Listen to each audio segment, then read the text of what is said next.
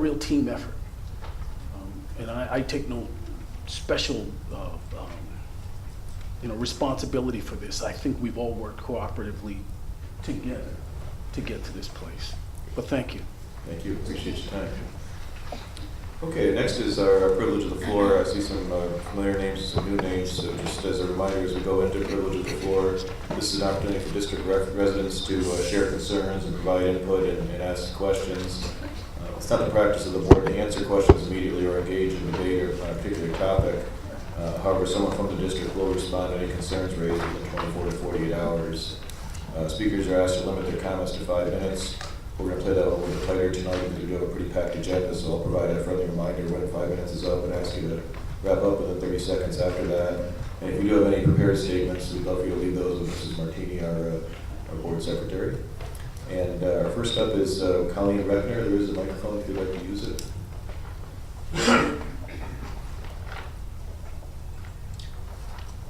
My name is Colleen Reckner, and I live at 4 Rustic Bridge Road. My daughter is in first grade at Stevens Elementary. As adults, it is our job to see that she is loved, nurtured, and safe. I am doing my part. Unfortunately, the school district is not doing theirs. We all agree that high standards are beneficial. We all agree children need to be able to compete in a global economy. We disagree on how that should be done. Children have one chance at a quality education, and that is being taken away from them under the current educational system. My daughter is not an experiment, yet you are treating her as if she is. She is not an agar in a petri dish exposed to unknown specimens, observed, analyzed, and then conclusions drawn. In the time it takes you to do that, a whole generation has been robbed of quality education. Do you know that first graders are already taking time tests? So much for ensuring that they understand the concept being taught. Can they add and subtract? Maybe not, but they sure know that it is more important to be fast than accurate. They will spend almost as much time taking tests as being instructed. Do you know that no tests are sent home to parents? Why is my child's education a secret to only me? Personal information of my child is released to all types of agencies and companies without my permission. That is not keeping my daughter safe. Fraud is no longer occasional. It is happening every day and is making it more likely that my child be a victim even greater. One parent told me that she doesn't want our schools to lose aid, and that if we fight the flawed system, we will pay more in taxes. My response is bullying is wrong. Government is no exception. They are threatening to take away money, just like the bully that stole our lunch money. As adults, we need to stand up and say no to bullying. Please stand up for my children. Our children, they're counting on you. Thank you, Colleen.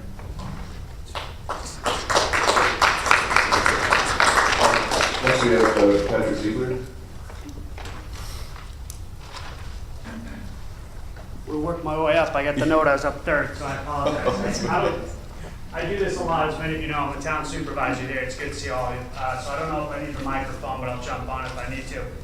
I'm going to do something else that most of you know I don't normally do, but I actually took some notes before I came in here tonight because this isn't something I've really researched as much as my wife has, but had a few thoughts on it from my background and our perspective. So as many of you also know, a supervisor here is part-time. So my full-time gig is working in higher education. I'm finishing a PhD here at UAlbany, dissertation only. So spent a lot of time in the classroom, not only with people in higher ed, where we talk about the pipeline a lot, which I guess is just a fancy academic word for K-12, but also a lot of people who work in K-12. I've also got 3 children who are in school. Freddie just preschool, but I got Katie here who's in 4th. Actually, I think she's finding another book. She's not that interested in hearing me talk any more than she already does. And we've also got a middle schooler here, William. And I gotta tell you that the teachers here have been amazing. The experience has been fantastic. I mean, as supervisor, we see so many people coming to us saying, hey, we're so happy to get into this town because of the school district.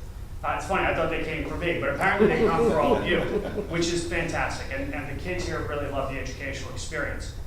As you know, I'm not a conspiracy theorist by nature. So I've heard some pretty wild comments relating Common Core to Nazism, Maoism. This is on par with Chinese nationalist agendas.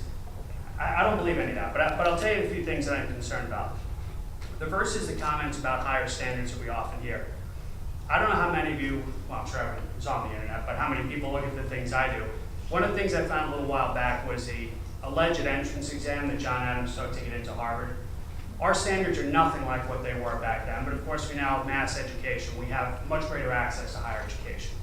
So I can appreciate high standards. I think we do need higher standards, to be perfectly honest with you, and I'll give you one reason why. Buddies at SUNY will tell me that 20% of our students attending four-year SUNY colleges are actually taking remedial coursework. Now, remedial coursework means you're taking English and math to take basic composition and statistics. You've already done K through 12. There's no reason you should be in a college setting having the New York State taxpayer subsidize 70% of your education, more or less, and be taking remedial coursework. So I'm all for the increased standards, but I relate it as a former athlete to a sports analogy. You don't put a kid in the batter's box first time up and say, you know, have at it, Mr. Mantle. You work on the basics first, right? So you don't work on power hitting, you don't work on hitting to the opposite field, hitting behind the runner, it's making contact, it's working on your stance, it's working on catching up to the fastball, recognizing a curveball. When I see the homework that's coming home with the kids, especially with the math, I'm not the brightest math guy, I'll be honest, but I can't make heads or tails of what they're doing. So I'm not sure if what we're seeing here is really higher standards or not. I don't know if we're preparing these students any better to go off to our four-year SUNY colleges and not still need remedial help in math and English. And while we're on the topic of English, we heard from a teacher that history or social studies is now being moved into ELA. I don't know if that's true. You can feel free, by the way, at any of these points, reach out to me, tell me where I'm wrong. But if that's the case, and we keep talking about preparing students for global economy, why are you taking social studies out of the curriculum? Again, if that's actually what we're doing. And that was at Charlton Heights, by the way. So if we're taking away one of the core components to teach students about the global environment, the global economy, and cultural awareness, which, by the way, is something most states around the country are now passing as a mandate to ensure that their students are globally aware and prepared to compete in this economy, why would we take social studies out of the curriculum? One of the things that came up was teacher evaluations. We need a mechanism to evaluate our teachers. I know Leanne and I have had a number of conversations about this. I understand we want our teachers to be able to meet certain expectations. Again, students here K through 12 have to be able to go off to college and be able to read and write. I'm all for that. But as we also know, the teachers here in Burnt Hills, Boston Lake, as great as they are very fortunate because you see parents here. You see a lot of people engaged with their students, and all the research shows that if the parents are engaged, the students do better. So we're looking to hold some of these great teachers, and trust me, they're great teachers working in inner city environments because I work with them at junior achievement. And they're struggling, they're bringing in anybody that'll help them to try and engage these students because they don't have the support at home. I don't see how we hold teachers accountable for that. And finally was the funding issue. You know, I've heard from people who work in the districts that the funding they receive from the federal government doesn't even cover the cost of the federal requirements and the federal mandates. So you might get, I think one of the numbers I heard today was $13,000 to the district for a race to the top, but that doesn't even cover the work that the district has to put in to try and meet those standards. So if that's the case, you're still coming up in the red.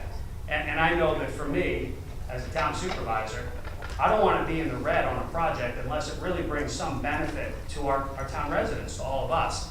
And I don't know from what I see coming home with Will and Kate, if Common Core is really helping to increase standards or is justifiable just based on the funding we're receiving, because I'm not really seeing an increase in the quality of education. And when people ask me why I'm a Republican, the very simple answer is I'm not crazy about ideology. I think I've shown that in the past 15 months, pretty reasonable, pretty balanced.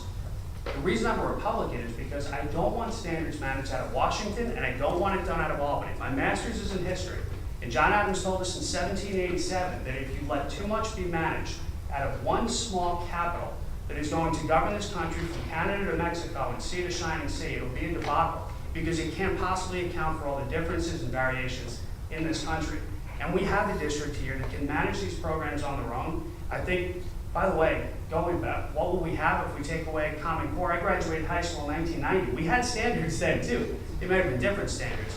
I think we have a district here that can manage it without Common Core. Now maybe there's something I'm missing, but as of right now, as a parent, as someone that's trying to be as educated as I can and be reasoned and be balanced, I just don't see any benefit to this, and I hope we continue the conversation. I appreciate the time.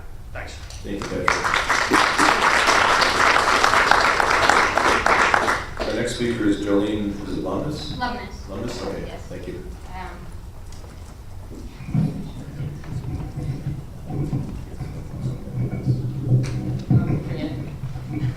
yell. Michael, can you help her with that? All right. There you go. Good man. Thank you. So yes, my name is Jolene Lumnus, and I moved into the district last July, looking for something better for my kids. And mostly, I'm very happy that we did. I have 2 students, Julie 7th, Serena in 5th. And I thought I'd start with a question, and it is, why do well-intentioned government programs so often fail? 2 major reasons.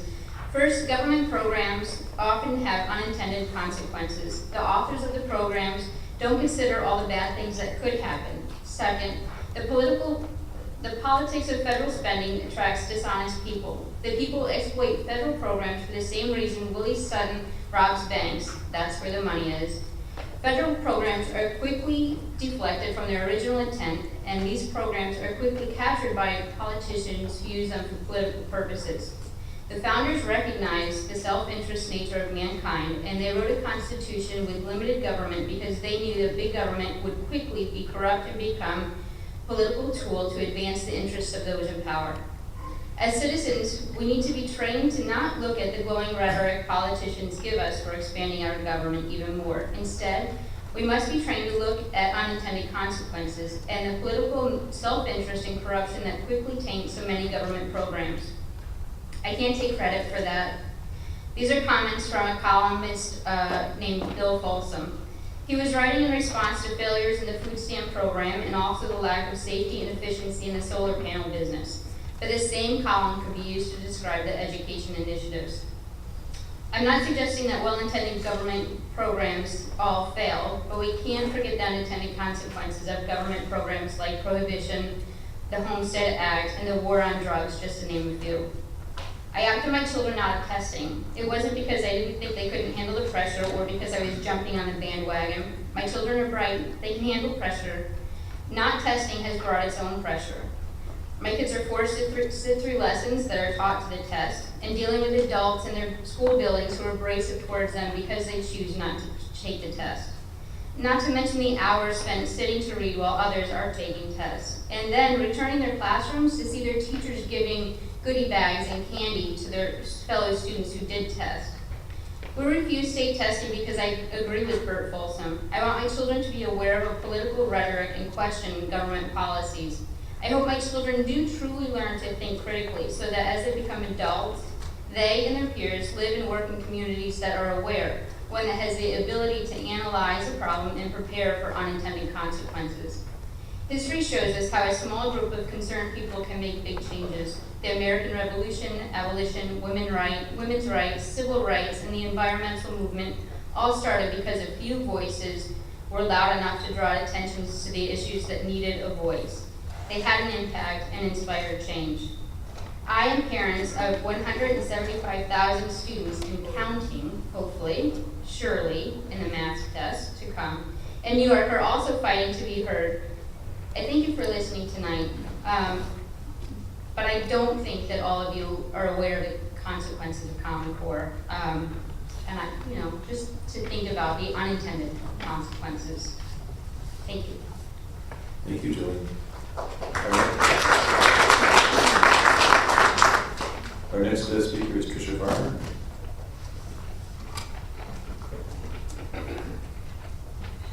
I'm not going to go into all the problems of Common Core. I did that before, I went way over my allotted 5 minutes. As we all know, Common Core was adopted in our schools, sight unseen, under the Race to the Top initiative, only to receive federal dollars. Over the past few years of implementation, we have seen that the last thing these initiatives are about is what is in the best interests of our kids. I am hoping that we have gotten the attention of our school boards with the historical numbers of test refusals across New York State, 32% right here in Vernon Hills. It is important to note that this was a grassroots effort started by parents years ago in response to Common Core being implemented in our schools. We do not refuse these tests because they are too hard or because we are against testing. We refuse these tests because they are flawed and based on a set of flawed Common Core standards that were forced on our schools for money and federal control. These refusals are about much more than just a test. As parents, we have no union. We only have our voices, And this is our way of exercising our rights and voicing our concerns over the direction of education. It should be apparent to all of you that something has gone terribly wrong. And the more state ed pushes their initiatives and their directives and infringes on the rights of parents, the more parents will push back, and we will see test refusals numbers rise. As many of you know, I have a parent advocacy group, and I can tell you, the more parents have educated themselves on all that is Common Core, the more opposition grows. The tide is never going to turn back in support of the Common Core initiative. Earlier, I spoke before the Saratoga County Board of Supervisors to ask that they pass a county resolution against Common Core. While this was a top-down initiative and must essentially be fought at the state level, we must push back from the bottom up.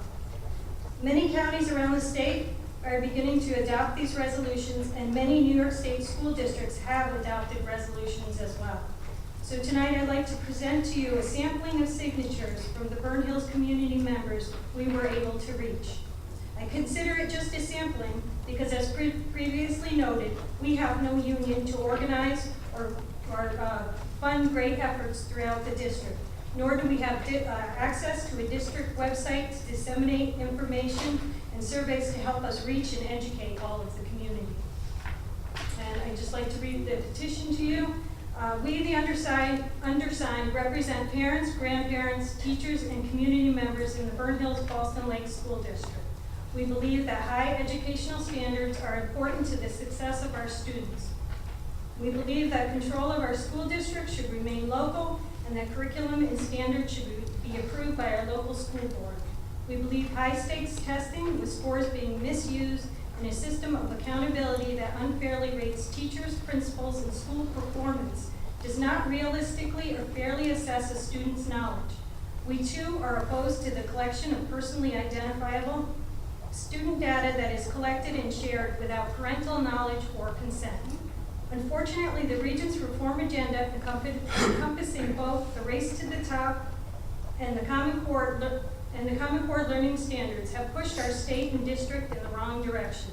We petitioned the Burn Hills Boston Lakes Central School Board of Education to approve a resolution calling for power over curriculum, testing, and personal data to be returned to the collaboration between the New York State Education Department and local school boards.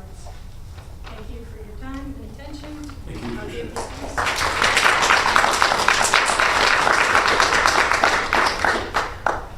And our next speaker is Kelly Stewart about the ELA test.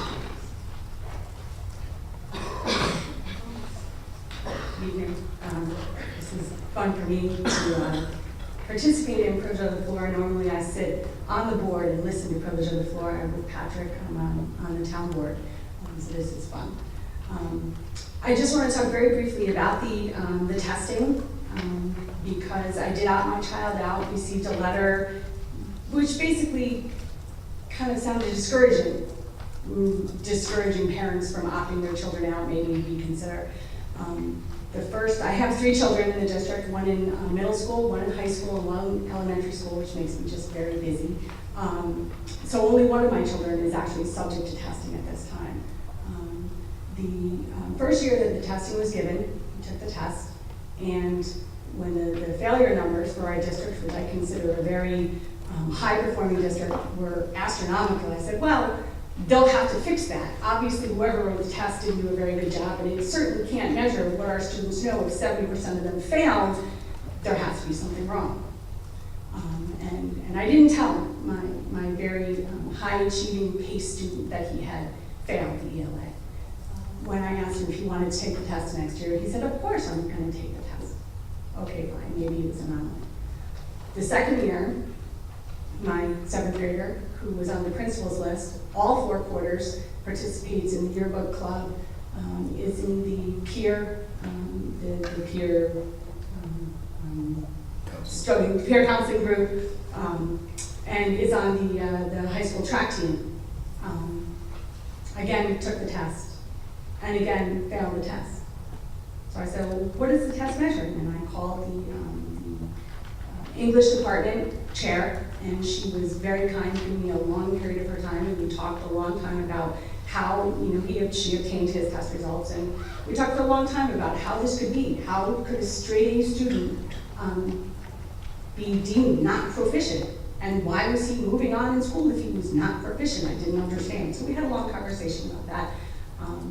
And when the time came for the 8th grade ELA, I said that was enough, that I'm not going to have him told that he's a failure. I don't want his teachers judged that they failed to teach him when really it was the test that was a failure. And I'm astounded that nothing has been done to address the fact that more than half the kids fail the test.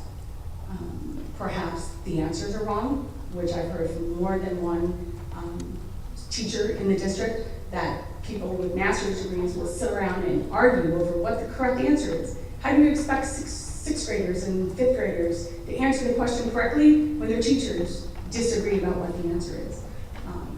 So I just really believe that as district administrators, parents, teachers, we should take a harder look at what we're putting our students through and why. What's the point of the tests? Children who fail them aren't remediated. I can tell you now, no remediation was offered. Not all of them anyway. I see it for what it is. I work in the New York State Legislature and I'm a member of the town board, and I see this for what it is, politics and money. And that's pretty much it, and we should not be part of it.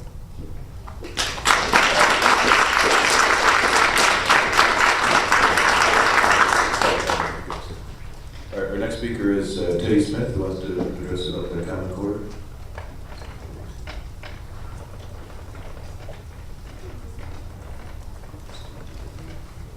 I thought there was a table here. There's not. There could be if you'd like one. My name is Teddy Smith. I live in the town of Charlton, and I've had 3 kids that graduated from this district and 2 grandchildren. Now I have another 3 grandchildren in this district, and the difference from then to now is that now I am afraid. I am scared to death of this Common Core program. I am scared of the curriculum, the data, and also the testing. And I wonder why it seems like most of the board doesn't seem like this is anything to think about.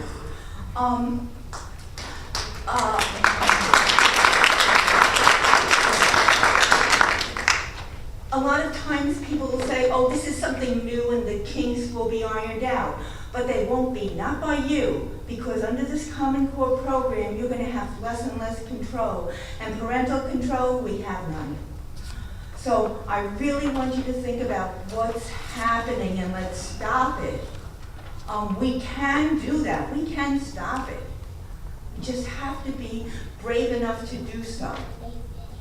Thank you for listening.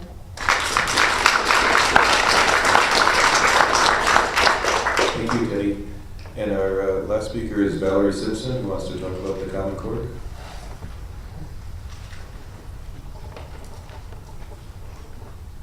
All right, so I'm kind of odd man out, I guess, here tonight. I had seen the Gazette over the weekend, and that's kind of what spurred me, and I wrote to the superintendent and to the board already, so I already wrote them, because I was not happy with the opt-out rates, and I don't have really a problem with my kids taking the Common Core. In fact, I have 2 kids who took it last week and who will be taking it again tomorrow. So I'm going to first just read my letter. Is that what I should do? If you'd like to. Okay. I just wanted to take this opportunity to voice my concern over the 31% opt-out rate of Common Core in Burnt Hills. Just to provide my background, I have a 6th grader here at the middle school, and I have a 5th grader at St. Mary's in Ballston Spa. Both my children took the Common Core test this past week. So some people don't understand, but Catholic schools do take the Common Core test. I totally understand there will always be a small percent of the parent population who will opt their children out of standardized testing for academic and emotional reasons, and many of those are valid. However, obviously with the increase in opt-out rate in our district this year, other factors were involved in the parents' decisions. I'm sure this is a difficult time for you as administrators who are dealing with all the factors surrounding implementing these tests, but I'd like to make 2 key points. First, last year, in informal conversations with many teachers, my kids went to Stevens for many years, it was clear to me that a few of the teachers I chatted with informally supported standardized testing as a part of life and saw value in them. There was no generalized feeling from any of the teachers I got that these tests were so academically unfair that they should be avoided. The feeling I received was more along the lines of the first year of Common Core was difficult, challenging learning process, and hopefully with each year the implementation would improve. However, this school year, the whole environment to me felt different. And obviously it was partly related to the governor trying to make Common Core tied to 50% of the teacher's valuation, which personally I totally oppose and felt a compromise needed to be worked out between the governor, state ed, and the teachers. But due to this factor, the teachers and their union understandably got involved, held meetings, and our children became more aware of the heightened tension that Common Core can create. And then, of course, the teachers union president encouraged a boycott of the tests, which many teachers supported. As a result, it appears that due to this political environment and not due to the academics of these tests, many teachers opted their own children out of Common Core. Subsequently, the face value situation created is that the very people teaching our children weren't supporting Common Core testing for their own children. Then, of course, some parents wanted to support the children, or the teachers, so the ball just kept rolling. So the message of opting out became political, in my view, this year, not academic, and is that the message we wanted sent to the Burnt Hills community? Secondly, obviously it's difficult to know the consequences of our district of having a high opt-out rate, both financially and with our ratings and standings. I'm sure that will play out over time, but it's a reality that there will be consequences. I don't believe the letter that Mr. Graff had sent out right before Common Core explained some of these realities. Most of the parents I spoke to regarding the situation view the letter from Mr. Graff as neutral in regard to Common Core by explaining both sides of this very heated issue. Also, I don't think the letter spoke enough of the education information standardized testing can provide. Maybe I'm in the minority, but I was embarrassed when I looked at the opt-out rates in this newspaper. And when compared to other good, very good school districts like Niskayuna, North Colony, and Saratoga, we had more than double the opt-out rate of these tests. I guess the question I wanted to ask the board is what environment got created in our district to achieve a 31% opt-out rate, and is that the direction we really want our school district to go? I know many people are offering opinions on Common Core, and it's a tricky situation. I just needed to say, as a concerned parent who lives in a great school district, I'm upset that our district is opting out of standardized testing at such a high rate. I wanted to write because it's obvious that the Common Core critics are loud and vocal, and you have to remember the 69% of us parents here in Burnt Hills, many of us who believe in standardized testing on their value, however limited and imperfect that can be, and in the need to prepare our children for the challenging academic years ahead. So I just wanted to add to that my experience hasn't been what some of the other parents had said. We had a very tricky first year at Stevens with Common Core. My husband and I were both masterless in education, couldn't do the math. We were very frustrated. I ripped it up and wanted to throw it in the garbage. I called the teachers and whatnot. We weathered that because I thought it was important. I don't think any educational program can be evaluated very quickly. We had teachers the second year who sent us videos home on how to do math. I appreciated it. I understood it. I helped my children with it. So I do think that part of it is that I believe it needs some time. I also believe that, it's the fear that it creates and whatnot, but I guess ultimately we have to decide if we're going to let the politics run it or the academics run it. If they prove that the academics are going to fail, fine, I'm willing to listen. But to me, the opt-out rate this year was from the politics of it.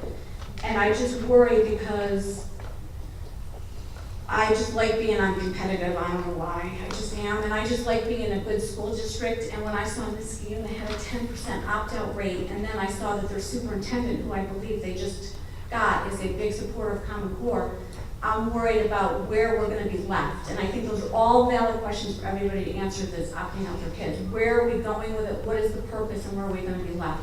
My children do not get stressed out taking the test.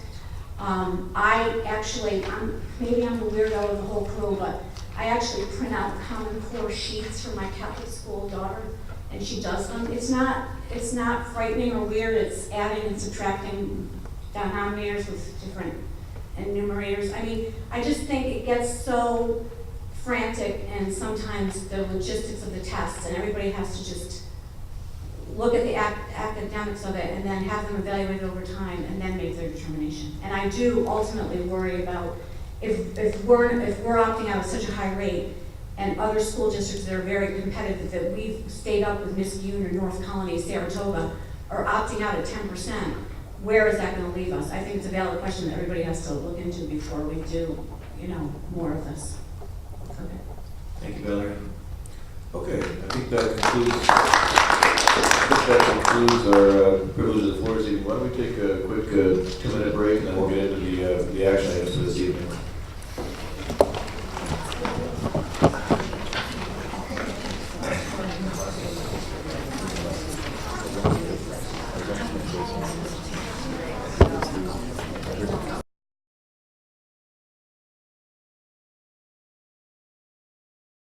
Reflect on I found myself, so many of them are marked as not essential, but it is, but I found myself just kind of pasting that into a lot of the empty boxes for comments. I just pasted in whatever Nisbet said, that their recommendation. Okay. Okay, so does anybody have any questions about that process at all? No, it was good. It was good? Yeah. I mean, I wasn't overly ecstatic about spending my Saturday and Sunday morning going through it, but policy is so important. Exactly. It is. Exactly. Yeah. So also at the students' PTA meeting, it happened to be the night after your meeting at the library. So there was over an hour talk of, should we opt out? If we opt out, what are the ramifications? What's this? What's that? And we just don't have a lot of answers. And from tonight, I think it warrants saying that we as a board need to discuss this. We need to discuss what are our options. And because we really are coming across something that we don't know. And that's certainly not the case for the number of hours of dedication we have put in. Well, I can't say we don't care. We had a whole forum on this in the fall. We all, talked and stated our point of view. No, but we don't know what the Testing fees. right, the testing piece. So, is there an option to even opt out, or Well, what I are think our choices? I think what we had talked about, and I would still like to have it, is to have the teachers and the department heads talk to us about the impact of these things, because these are the experts. I am not an expert. I really need to hear from those people what they think of The this. teachers talked pretty loud and clear about the impact of the APR, the testing. I mean, that, Yeah. that was. Well, I think that's one piece of it, but I think the piece here is the tests themselves seem to be highly problematic. So I'd like to hear from them about the tests. I think the 50%. I think that this is an environment where you're going to get kind of a reasoned, analytical, objective look at those tests, given all the other things Well, that swirl around but it. I have to know what the impact is. We have to know what the impact is within the grades. What is happening to we have to do something in terms of some kind of an analysis. How we want to do that, I think, is up for discussion. But I think we have to have some kind of conversation about that, or get some feedback. I mean, I can't say, is it a few students? Is it a majority of students? In terms of the testing, it's also problematic if people don't have access to it. So I don't know how they can talk about it. I mean, I'm just trying to find out more. Well, something was said tonight that I really, as an educator and as a parent and as a board member, it just kind of strikes me. We had a parent said tonight that they have a child who's a PACE child who failed the ELA test. I think that's huge. And I think it's huge because rather than saying they failed the ELA testing, what doesn't my child know that they should know with all the amount of time they've been in education? They're mad about the test failed them. Now, if the test is really that flawed, we need to figure out why that test is being used. But as a parent and as an educator, when I get a test and my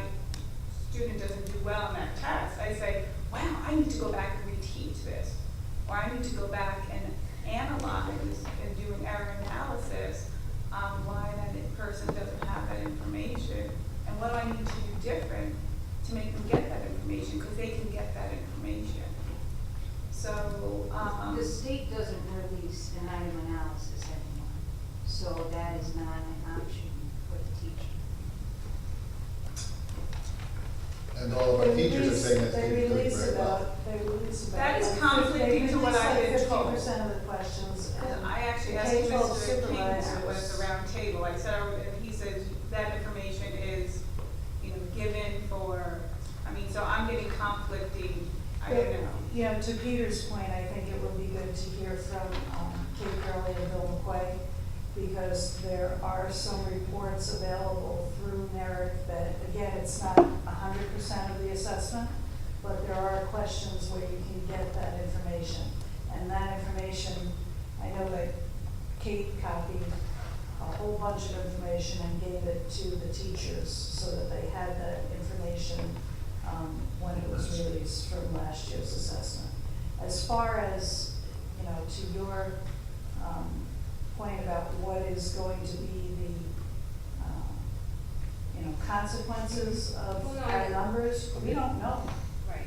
I mean, we really don't know. Yeah. And We none don't of know. that information has been shared. It could be, there's all sorts of information out there about the federal government, who requires under No Child Left Behind, so not under Race to the Top, but under No Child Left Behind, so we're talking about, Bush era education reforms. And I think the state right now is trying to get a grasp on what is going on. They're asking for information through the area BOCES. They're asking for numbers of students that were tested and number of students that opted out by grade level. And I think, consequences or, will come out as time goes on. But right now, I don't think any of us know what the consequences are. I think, as a district, we've seen an unintended consequence. We're trying to appeal the application for the Blue Ribbon distinction at Stevens, but we may not receive that I think the consequences as a result, are and that's a consequence. 5 years out, when, 10 years out, when real estate, values decrease, and we're no longer considered a great school district academically because of actions, then it's going to affect us. I think the fact is we don't know, it's all speculation. I mean, when we had the conversation in November, I think that was when we had it about, we focused the conversation on the standards and we all shared our perspective on that. I may have misunderstood. I thought that was part of a continuum discussion where we have a focused discussion around standards, and then at some point we have another discussion or forum or something around testing, and then maybe we get into privacy or whatever, just really understand all the different aspects of Common Core and kind of dissect this, and then see where we've got some common ground, see where we've got some collective energy about fixing certain things or maybe taking certain actions, and we could do that as a board, as an administration, as a community, as whatever we wanted to do. And so maybe it makes sense, we get a few more, when we get the results back and late summer, and maybe some clarification around whatever the consequences were, good or bad, about whatever happened. In the fall, we come together as a community and share that and talk about that, understand how now that we've learned from that, we've got some clarification, we understand how this works. What do we want to do heading into the next testing cycle? And maybe that's an approach we could take. Because I think the other issue too is I'm really worried about, what happens now. What's the next step, right? I mean, you've got a kid who's in, in grade school that's opting out of taking tests. Are they going to continue to demand to opt out of other tests? How are they going to feel about it? I mean, there's the cultural dynamics of being a kid and trying to understand school, and all of a sudden, you've got this opposition to doing something, and I don't know. I'm just worried about that. I don't know what's going on in schools. I don't know what the teachers are, how they're handling this or how they're responding to it, because these questions are, for these students opting out. I mean, I can't ever remember as a kid being in that environment and saying I don't have to take this test, and when I have either significant adults in my life, they're telling me not to do it. But then is it at the same time, do I have other adults telling me I should do it? And how confusing might that be to a kid? And what is that going to lead to? I mean, I think we've got to think about, I mean, I got to imagine teachers are already worried about this.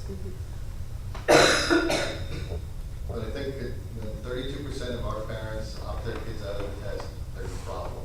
We have to take a look at what that problem is. And when I think we're at 16% statewide, 16%, that's a huge number. Well, they have a recruiter, which is you, Will, and your family, who's recruiting them to opt out of the test. I didn't recruit in Buffalo, I didn't recruit in Long Island, or 80%. I'm talking Burn Hills. I'm not talking Buffalo, I'm talking Burn Hills. And I'm Let's talking, not- well, you can say whatever you Well, want. Amsterdam was what, 80%? You want to compare yourself to Amsterdam locally? But we are giving out information that people have the right to refuse the test, which the district refused to do in a lot of ways. I don't think our superintendent did that at all. I thought he wrote a very elegant, But it says. letter that explained everything. So that may be your perspective, but it doesn't make it true.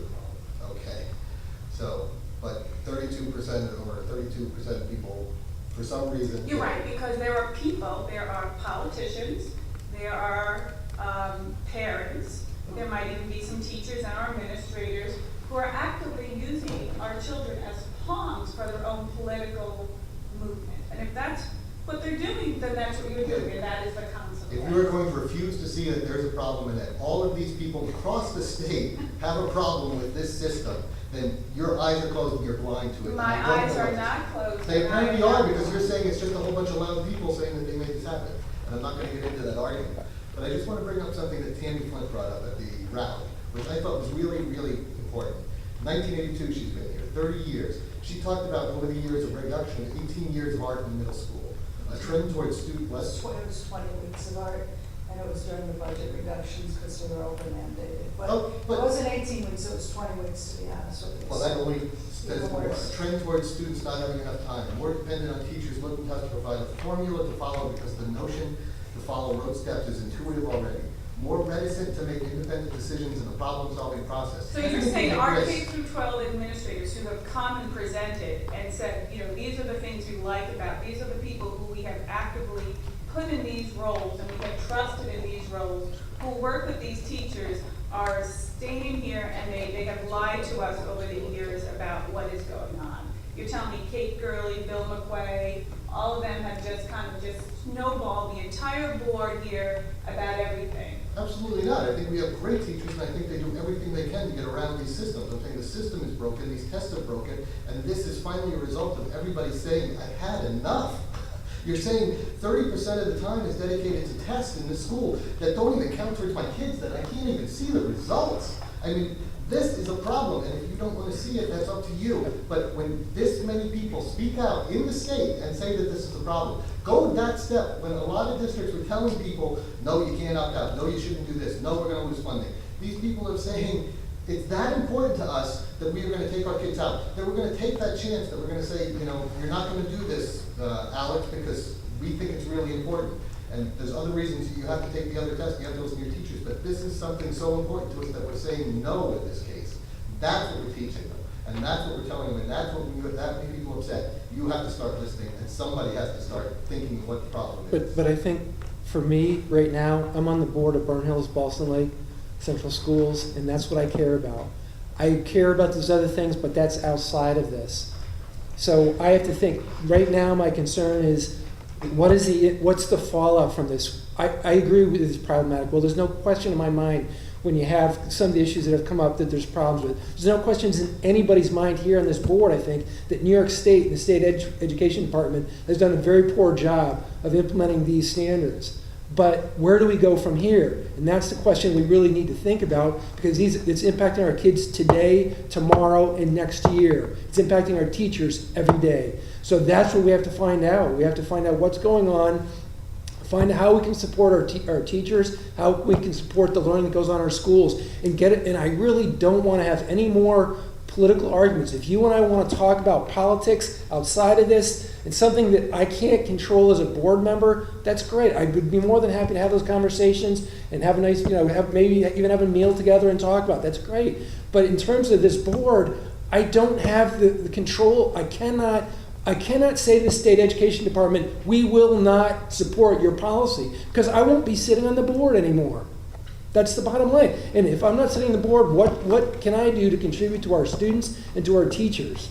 Because that's what I'm here for. As other boards have done throughout the state, as the county boards may do, to say, we don't believe in this Common Core, whatever language we can come up with, we don't believe that you're doing the right thing. We can say that. You're an elected official. You're not somebody that's just gonna sit here and say, well, why even have you then if you're just gonna say I'm gonna do what state ed does? That doesn't make any sense. That's not But what Will, that's not if you what deny you're state, elected for. if you don't support what state aid policy is, then they have the right to take you off the board. They have to take right. I mean, I can disagree with it as a citizen. I can disagree with it and go outside the board, but as a board member, I have to stay focused on what's best for our district. And I can't make a political issue out of it because it's not the right place to make it. The right place to make it is at the state, because the state ed makes that policy, and your representatives are the people you need to address that. We have all these people addressing us as if we make this policy. You're elected by them to represent their students, and if you can't. I know, and that's what I care about. Their students and our teachers, and that's what I want to find out about, because that's something that I have a responsibility to. I do not have a responsibility for the rest of the state of New York. And as a board member, I don't. As a citizen, yes. But as a board member, no. And I want to man our focus to see. I want to find out. I don't want anecdotal evidence. I don't want opinions. I don't want political statements. I want to find out the impact it's having on our kids. When we have people coming up here and telling us that it was an impact on the kids, I listen to that, and I think I have to do something about that. And you have 32% of parents that have said this is an important Right. issue, and it's important. And I'm not denying that, Will, but what I am saying is I want to focus on what's going on in the district and get some evidence. And that's what's going on in this district, and you need to figure out why. Will, do you know, what about the other people that didn't opt out? Why not? And some of the things that were said were really upsetting. You know, and I can tell that people are upset, so I think I have to find out more. I am not going to start throwing around a policy until I understand what's going on, or putting out a statement until I fully understand what's going on. And at this point, I just don't. I've heard a bunch of people who are very vocal and very upset, and I know I have to pay attention to that. I've always felt that way, and I have paid attention to it. I've been reading about it all the time. But now we have to find out what's the impact on our kids, because I'm really worried about that. What's going to happen? Is it really true that we took social studies out of the curriculum in Charlton Heights? So that's not true. Do you think for a second that's true, Leanne? No, I just want, of course I knew it wasn't true, but I just wanted to hear from our, person who's in charge of the curriculum. I mean, that was a statement that was made. We took social studies out And it's not that of we do Charlton social Heights. studies out, it's that social studies time is getting squeezed smaller and smaller. It's the way the information is presented that makes it confusing for people, and then that's their takeaway. That's the So problem. I just, as a board member, if I have, our town supervisor coming up and saying that we are taking social studies out of the curriculum, I have a responsibility to ask the assistant superintendent of curriculum if that's true or if that's a myth. And I got my answer. Thank you. At the PTA meeting, so it was like a good, a good hour. We'll be passing out the champagne now. Okay. Almost as long as our discussion. It was a good hour. Oh, I didn't know I could opt out. How do I do that? Right. And all that. Sure. But it started out with so the board thinks that we should all opt out. Who said that? The board thinks, the Yeah, PTA. so that's how the Oh. Why would they think that the board thought that we should opt out? Because only one of us out in the public making a statement about it, so. Well, no, I want to hear from Jennifer. She was at the meeting, please. Well, Please. so I didn't realize that you had the meeting the night before. I didn't have to be. Okay. Oh, were you there? You were there. Okay, thank you.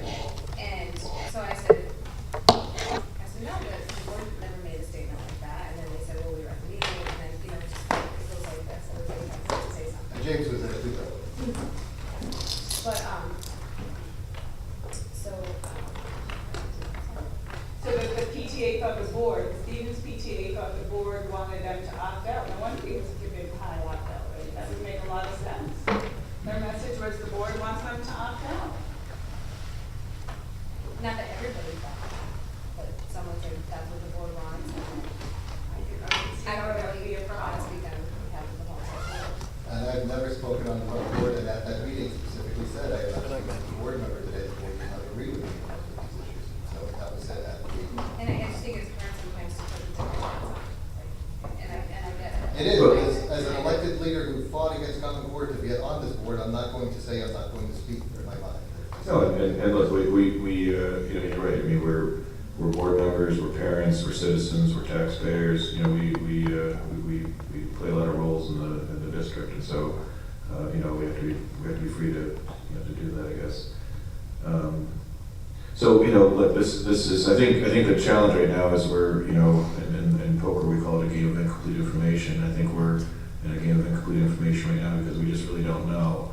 I think we managed through the cycle responsibly, and when they start to hand down sanctions, if they do, you know, we're certainly not going to come out across a district that, you know, encouraged our people to opt out, and if they chose to for whatever reason they did, and that's the way life went.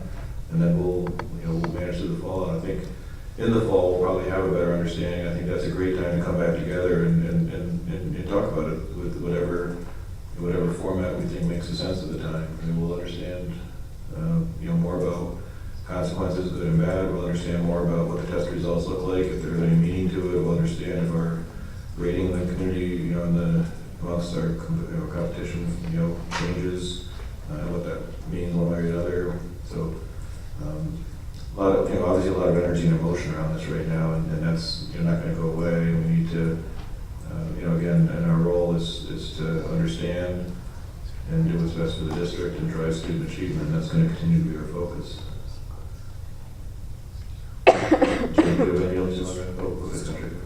Just to remind the board as well that, you know, the statement that the board put out along with the Teachers Association, all the administrators and the central administration was, you know, not exactly an endorsement of the testing program in New York State. I mean, it walked a line that didn't come out and tell people whether to opt out or not, but it said that we'll follow the state requirements, but that parents, specifically parents, have the right to have their children not participate in something they find objectionable.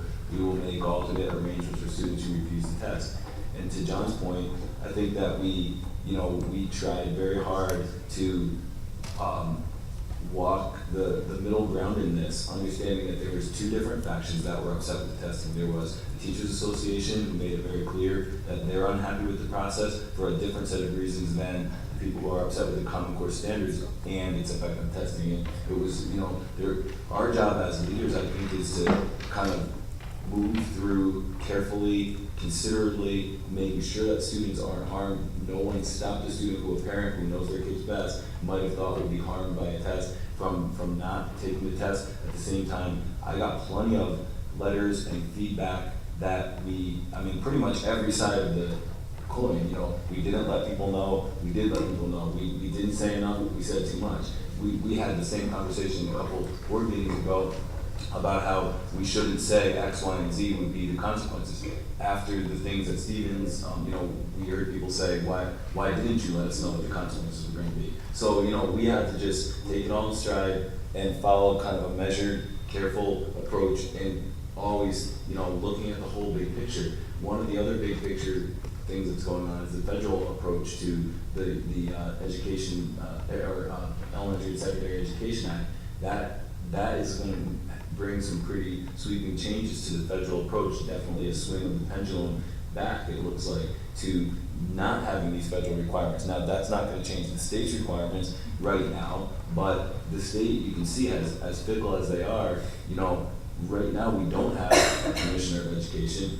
One of the main assistant or deputy commissioner just became the superintendent of this unit, so, you know, left the state there. He was the only real boots on the ground kind of person who's been a superintendent before that was in the higher level. So, you know, there's so much instability there, you can see that changing, and I think that there's some wisdom in letting people speak through their actions. I mean, we didn't try to persuade people one way or the other and respected that, but at the same time, you know, we couldn't go necessarily as far as some people would have liked and said things. And I think that when we look back, you know, while it's not easy to cut, and I'm sure for board members to be criticized, I mean, we've probably already been criticized tonight on Facebook for whether, you know, how we responded or listened or whatever. It's not, you know, it's not, you can't take that into consideration. You have to do what you think is right. I believe that we've really tried really hard to give the Common Core standards, the standards themselves, some time to look at them and think about them. And I think that although you disagree, you definitely will. I mean, and you made it clear and honest and open. I think that most people have thought about the standards and said, you know, we're starting to see some real changes and progress in our curriculum. And I think our teachers, that's the message that we're getting. You know, from the inside that there's some merit to this, and we still want to make sure we can adjust it. And state ed is kind of maybe waning on their power a little bit because they don't really seem to have their act together. Governor's in Cuba, so maybe he's looking at other places to go and won't be around. So I mean, we have to still just kind of stay. I don't think it's unhealthy to have these conversations. I just think that we have to remember that as the leadership, we have to listen to all sides, and work our way through it and be measured and careful. But always, again, these tests don't hurt the kids. They don't count against the kids. The one parent, Leanne, who talked tonight, there was a change in the scale that no one ever talks about when they went from 1 to 4, where it used to be 1 and 2 were failing and 3 and 4 were passing, and now really only 1 is failing,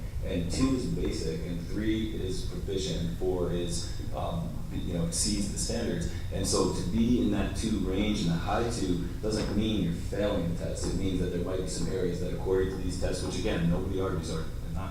I didn't see the testing. I Yeah, can't go over what that but the newspapers and everything still kept with their 1 through 4, where you failed the test if you got a 1 or a 2, and you passed if you got a 3 or a 4. And the reality is that did change. That the 2 does not say failing anywhere. It just says that according to this this higher standard that supposedly has been put in place, and it's all relative, that this person didn't meet that. But I guess I'm just saying that there's a lot that people are emotions around it, and a lot getting thrown at people, but I don't think we should apologize necessarily for being measured and careful, and we listen. We've already taken the notes of everybody we talked to. Mary Ellen and I talked at the break about giving people a call and offering them the chance to come in and meet with one or the other of us and just walk through the questions and talk through the things that are there. We took notes during the time when they were talking so that we would have, things, their concerns down. So, I think we just have to just keep on moving forward in this. I like John's idea, when we look at the test results, we look at them this fall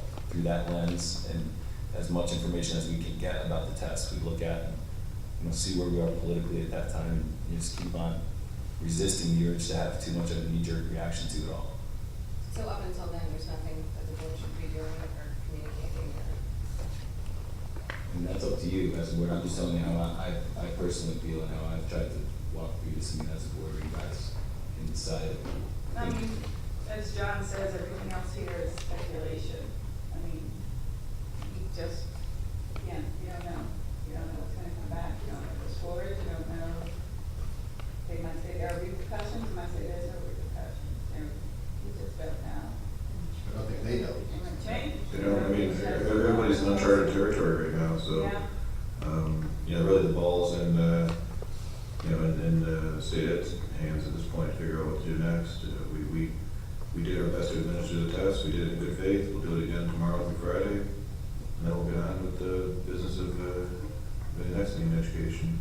Patrick, I thought the No Child Left Behind and the Race to the Top, those monies were tied to Title I money. If they don't have that, are they going to just continue to give them? They're reauthorizing the money. They did eliminate some of the titles, and at least in the 2 bills that are not reconciled yet, they did eliminate some of the specific titles, but the different allocations of money, but they just lumped them together. They increased the overall amount of federal dollars. We do receive about $1 million in federal money, not the 14,000. It was just the 14,000. Right, for the Race to the Top. For the Race to the Top. So we obviously, we can either give up the $1 million, or we have to play by some sort of rules when you get. Not to scare Chris down there, but we have to play by some sort of rules. But we can, you have to play that game of pushing back, but also at the same time doing what you need to do. If you ever receive the funding. So I think we're just trying to find that balance. And the bill you're talking about, the FA, that is No Child Left Behind. Right. Yes. Yes. But at some point, and I don't want to put pressure on teachers or at a busy time of the year, but I really would like to hear back their experience of these tests and what their thoughts on it. That'd be great. Just the way all the teachers in schools handle the opt-outs, I got all the board. I guess I'm not really. Okay, the opt-outs, maybe you can have a list of things, how to handle the opt-outs, but really, I think, what are you looking for, Peter, from? Well, I think part of it is I want to see, I think there's a concern about what does opt-out mean now for the classroom, and where do we have to anticipate problems in the future.